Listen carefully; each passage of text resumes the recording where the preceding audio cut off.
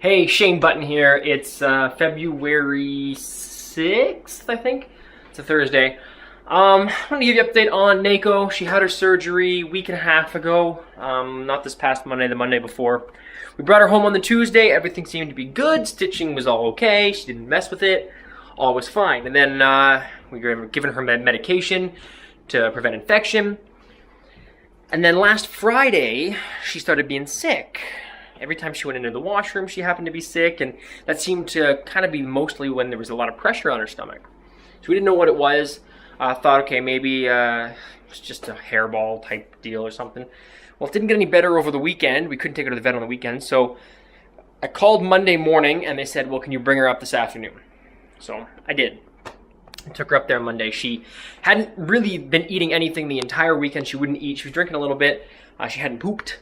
She did go pee a little bit all weekend long, but she wouldn't eat. Now, we changed her food, thought maybe it was that, but we've never had a problem with changing her food in the past. Thought maybe she's, just the stitching is making it hard on her and she's being a little constipated, or, the pressure is making her feel nauseous, or maybe the medication's making her feel nauseous, or the fact that her hormones are changing because the piece has been taken out. Could have been any number of things. So we took her up to the vet. They looked at her. They said, don't really know off the top of our heads. Her stomach felt kind of hard again, which it shouldn't right now. And she was a little dehydrated. So they wanted to keep her there, put her on an IV, get her some fluids into her, and maybe that would help her poop, which would make her able to then eat something more. So they kept her there Monday night, called Tuesday. She was dehydrated and stuff, and she had pooped once, but she still wasn't eating anything. They tried giving her dry food, wet food, everything. She wouldn't eat. So they wanted to do an x-ray on the stomach just to make sure that there was nothing interfering anywhere. So I said, we don't really have much of a choice, kind of have to.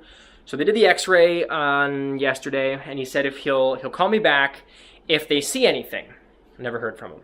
So they didn't see anything. But before he had actually done the x-ray, he had said he thought it could be, and it was just an educated guess. There was no diagnostic evidence for this, and he made that very clear, which I understood. He thought maybe that between her medication before the surgery and the actual surgery, she was on a medication there was a couple of days in between.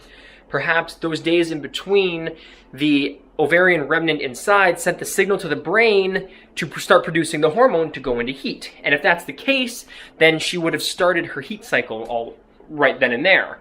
And if that's the case, it can go on 3 to 4 weeks, which could, being the key word, explain why her belly is hard again, because the mammary glands are going to swell up from the hormones. Because if the brain already started producing them, then the heat cycles began. Whether the remnant's in there or not, it's not going to make a difference. We got to wait for it to end. So that could be the one issue. One of the solutions, basically, is let the heat cycle end. Maybe her stomach will be fine. But the eating thing, that's where they're a little stumped. And literally, they're stumped. They said, we don't know what's wrong. Her temperature's fine. Her teeth are fine. Her gums are fine. Her blood pressure's fine. The levels of some other stuff they checked are fine. Everything's fine. She's just not eating. The x-ray showed there was nothing in there anywhere. No, nothing. So I called them today, or they called me today. I was talking to them. And they said, we really don't know what it could be. It could be paralytic something or other. I don't really know the full term, but essentially, it can happen after abdominal surgery. It can happen after humans have abdominal surgery as well. And it's where your stomach just basically doesn't work. Like, it doesn't want to, it's kind of paralyzed, the whole paralytic thing, stop gut or slow gut or something like that, where it's not working. So your gut is not saying, hey, feed me, I'm hungry. So in that case, you're not going to eat. Hence, she's not eating. So that could be why. And then when you do try to eat, your body's like, well, no, I'm full, so I don't need this. Blech. You throw it up, which they think might potentially be the case. So what they've been doing the last few days is putting some wet food in a syringe and every couple of hours kind of force feeding her it. And she hasn't been sick from it. She was sick once yesterday, which was Wednesday. Yeah, once yesterday, which was Wednesday. She was sick once during the day, but it wasn't during being fed or anything like that, which is a good thing. So they said if she's not going to eat on her own, they gave us a couple of cans of wet food and said every couple of hours feed her the wet food. Hopefully it'll be fine. Hopefully she'll, start to have bowel movements and everything will be good again. They gave her 3 injections over the last couple days to help kickstart her stomach a little bit. I don't know what the medication was, but it was to get the stomach moving again. So hopefully that'll help. They thought about giving us a dose to take home, but said probably don't need to because 3 should be enough to get her stomach going again. So just to wait and see, basically. I don't know what happens if she doesn't start eating again. But I mean, anybody with abdominal surgery, it can take a while for the stomach, the bowels, everything to kind of get back to normal. But they said other than that, everything seems to be working fine. She's just not eating, and she's throwing up from time to time. So they took the stitches out. Stitching was great. So there's a victory. One. So she seems to be okay. Right now, because we have carpet in the living room, we don't want her to get in there in case she is sick. Or we're trying to avoid that. Of course, we're renting. We don't need that. So we've got, this is our makeshift baby gate. As you can see, it's just a chair.